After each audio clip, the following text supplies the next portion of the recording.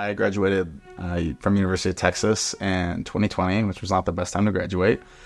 So I moved back home to my hometown in Vidor, Texas, which is a small town in East Texas, and was a high school world geography teacher. I learned a lot during that year, but one of the big things was I got to know my community a little bit better.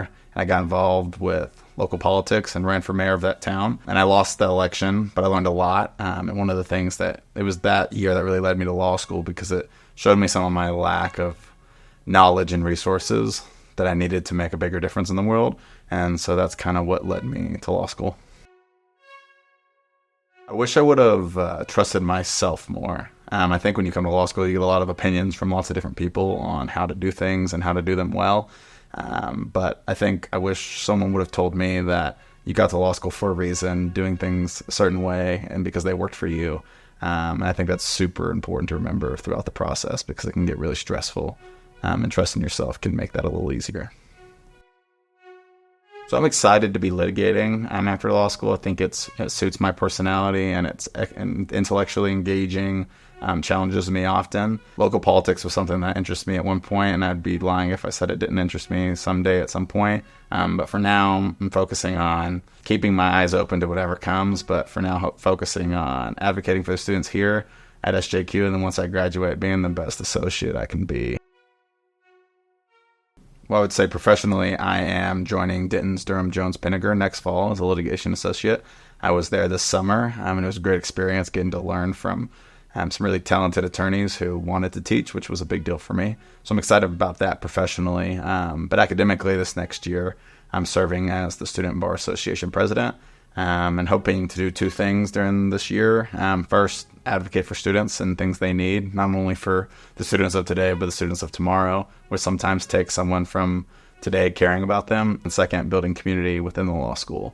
I've been a part of organizing the ping pong tournament every year, and I know it's a little silly, but I think it really helps build community within the law school around people who usually wouldn't hang out. I think that's important to build that community.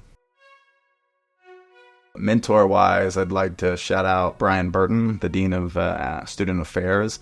I've been on Student Bar Association for 2 years, and he's our faculty advisor, and he has been nothing short of amazing. Advocating for students and is one part of his job, but also helping me advocate for students and make things happen, because we can have ideas, but he knows the problems and obstacles we're going to face, and he's been very helpful at enabling us to achieve things for students. So I think he's a great mentor that I've had.